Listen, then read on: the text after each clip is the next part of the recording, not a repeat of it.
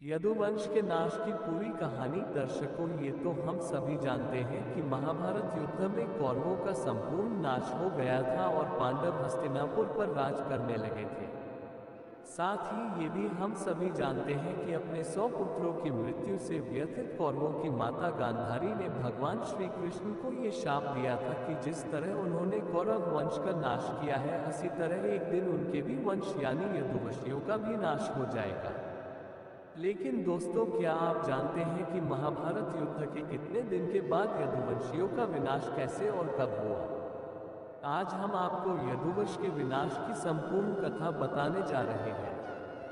तो चलिए अब बिना किसी देरी के इस कथा को शुरू करते हैं। यदुवंश के नाश किसने किया? महाभारत के मौसम पर्व में वर्णित कथा के अनुसार महाभारत युद्ध के पश्चात जब 36वां वर्ष प्रारंभ हुआ, तब द्वारका में कई अक्षकुंड दिखाई देने लगे। उसी समय एक दिन महर्षि विश्वामित्र, कव और देवर्षि नारद जी द्वारका पहुंचे। उधर जब वहां यादव कुल के नवयुवकों को पता चला कि कुछ ऋषिगण द्वारका पधारे हैं, तो उन्होंने उनके साथ परिहास करने का सोचा। फिर एक दिन यादव कुमारों ने भगवान श्री कृष्ण के पुत्र साम को स्त्री वेश में विभूषित करके उनके पास ले गए और फिर उन महर्षियों को प्रणाम करते हुए कहा, हे ऋषिगण, ये स्त्री तेजस्वी बभ्रू की पत्नी है और बभ्रू के मन में पुत्र की बड़ी लालसा है। आप लोग ऋषि हैं, अतः अच्छी तरह सोचकर इसके गर्भ से क्या उत्पन्न होगा हम सभी को बताने की कृपा करें। उन यादव कुमारों के ऐसा कहने के बाद ऋषिगण ध्यान करने लगे और कुछ क्षण पश्चात जब उन्हें पता चला कि ये कोई स्त्री नहीं बल्कि द्वारकाधीश श्री कृष्ण का पुत्र साम है, तो वे सभी क्रोधित हो उठे और फिर कहा, हे मूर्ख बालकों, तुम सभी ने हम लोगों को धोखा दिया है। तुम लोगों ने हम सभी के साथ छल करने की चेष्टा की है। दुराचारी यादव कुमारों, तुम जिसे स्त्री बता रहे हो वह कोई स्त्री नहीं बल्कि भगवान श्री कृष्ण का पुत्र साम है। तुम लोगों ने हमारा अपमान किया है, इसलिए श्री कृष्ण के इस पुत्र के गर्भ से एक भयंकर लोहे का मूसल उत्पन्न होगा जो यदुवंश के विनाश का कारण होगा। उसी से तुम लोग बलराम और श्री कृष्ण के सिवा अपने समस्त कुल का संहार कर डालोगे। ऐसा कहकर वे सभी मुनि भगवान कृष्ण के पास गए और वहां पहुंचकर उन्होंने उनसे सारी बातें कह सुनाई। ये सब सुनकर भगवान मधुसूदन ने महर्षियों से कहा, आप लोगों ने जैसा कहा है वैसा ही होगा। पांडव कैसे बच निकले थे जलते हुए लाक्षागृह से? यदुवंश का इतिहास। इसके पश्चात ऋषिगण अपने अपने आश्रम चले गए और फिर अगले दिन सवेरा होते ही जब साम ने उस शाप जनित भयंकर मूसल को जन्म दिया, तब यदुवंशियों ने उसे ले जाकर राजा उग्रसेन को दे दिया। उसे देखते ही राजा के मन में विषाद छा गया। उन्होंने उस मूसल को कुटवा दिया, अर्थात अत्यंत महीन चूर्ण करा दिया।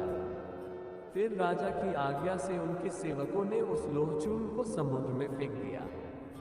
उसके पश्चात उग्रसेन ने नगर में ये घोषणा करा दी कि आज से द्वारका के कोई भी नगरवासी मदिरा न तैयार करे।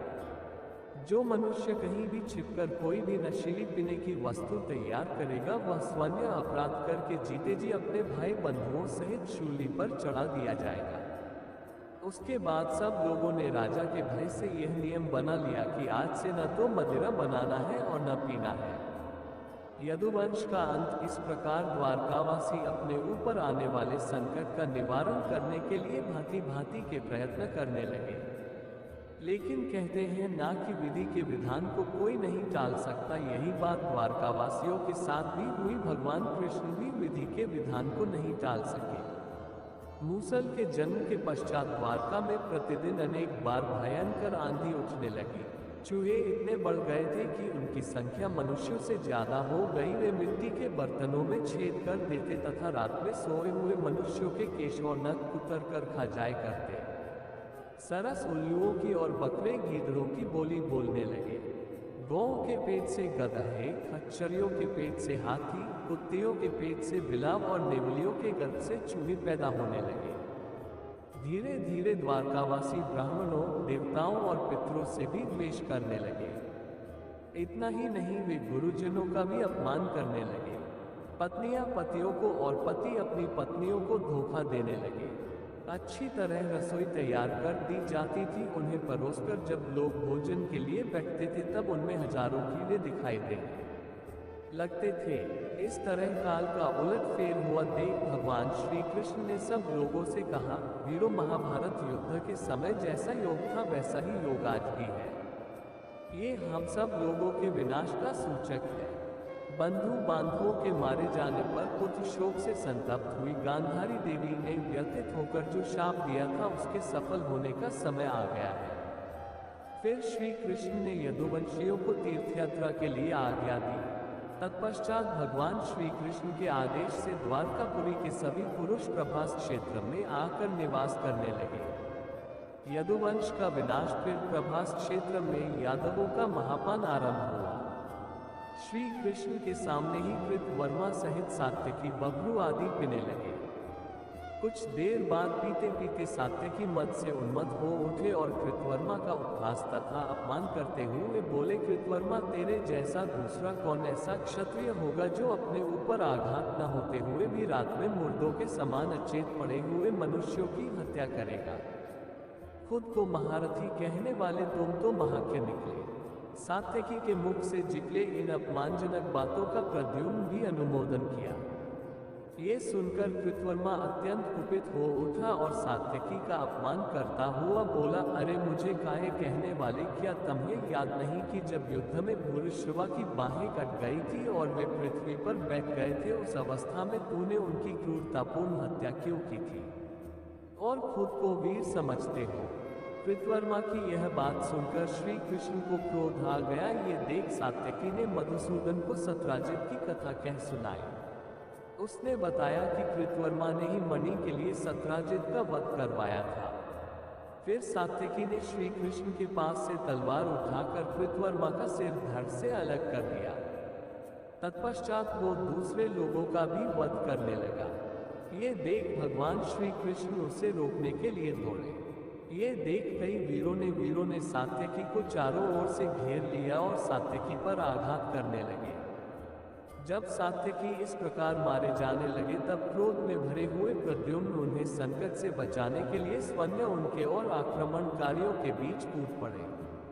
फिर दोनों मिलकर विरोधियों का सामना करने लगे, परंतु विपक्षियों की संख्या बहुत अधिक थी, इसलिए वे दोनों श्री कृष्ण के देखते देखते उनके हाथ से मार डाले गए। सात्यकी तथा अपने पुत्र को मारा गया देख श्री कृष्ण क्रोध में आकर एक मुट्ठी एरका उखाड़ ली। उनके हाथ में आते ही वह घास वज्र के समान भयंकर लोहे का मूसल बन गई। फिर तो जो सामने आए उन सबको श्री कृष्ण ने उसी से मार गिराया। दर्शकों, आगे बढ़ने से पहले बता दूं कि एरका घास मूसल के उसी चूर्ण से जन्म था जिसे राजा ने समुद्र किनारे फेंकवा दिया था। कैसे मिली संजय को दिव्य दृष्टि। फिर काल की प्रेरणा से यदुवंशियों ने उन्हीं मूसलों से एक दूसरे को मारना आरंभ किया। जो कोई भी क्रोध में आकर एरका नामक वह घास अपने हाथ में लेता, उसी के हाथ में वह वज्र बन जाती थी। उसके बाद उस मूसल से पिता ने पुत्र को और पुत्र ने पिता को मार डाला। कालचक्र के इस परिवर्तन को जानते हुए श्री कृष्ण वहां चुपचाप सब कुछ देखते रहे और मूसल का सहारा लेकर खड़े रहे।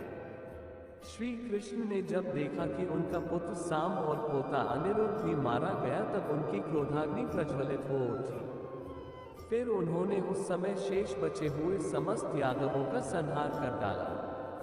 उसके बाद दारुक, बभ्रू और श्री कृष्ण तीनों ही बलराम जी के चरण चिन्ह देखते हुए वहां से चल गए। थोड़ी ही देर बाद उन्होंने अनंत पराक्रमी बलराम जी को एक वृक्ष के नीचे विराजमान देखा जो एकांत में बैठकर ध्यान कर रहे थे। फिर वहां पहुंचकर कृष्ण ने तत्काल दारुक को आज्ञा दी कि तुम शीघ्र ही कुरुदेश की राजधानी हस्तिनापुर में जाकर अर्जुन को यादवों के इस महासंहार का सारा समाचार कह सुनाओ। ब्राह्मणों तथा माता गांधारी के शाप से यदुवंशियों की मृत्यु का समाचार पाकर अर्जुन शीघ्र द्वारका चले आए। श्री कृष्ण के इस प्रकार आज्ञा देने पर दारुक रथ पर सवार हो तत्काल कुरुदेश को चला गया। वह भी महान शोक से अचेत सा हो रहा था। भागरथ कौन था और वह अर्जुन को क्यों मारना चाहता था, उधर दारुक के चले जाने पर भगवान श्री कृष्ण ने अपने निकट खड़े हुए बबलू से कहा, आप स्त्रियों की रक्षा के लिए शीघ्र ही द्वारका को चले जाइए। कहीं ऐसा न हो कि लुटेरे धन की लालच से उनकी हत्या कर दें। श्री कृष्ण की आज्ञा पाकर बबलू वहां से चलने को हुए कि तभी ब्राह्मणों के शाप के प्रभाव से उत्पन्न हुआ एक महान दुर्धर्ष मुसल किसी व्याध के बाण से लगा हुआ सहसा उसके ऊपर आकर गिरा। उसने तुरंत ही उसके प्राण ले लिए। बबलू को मारा गया देख श्री कृष्ण ने अपने भाई बलराम जी से कहा, दाओ आप यहीं रहकर मेरी प्रतीक्षा करें, जब तक मैं द्वारका जाकर स्त्रियों को संरक्षण में सौंप आता हूँ।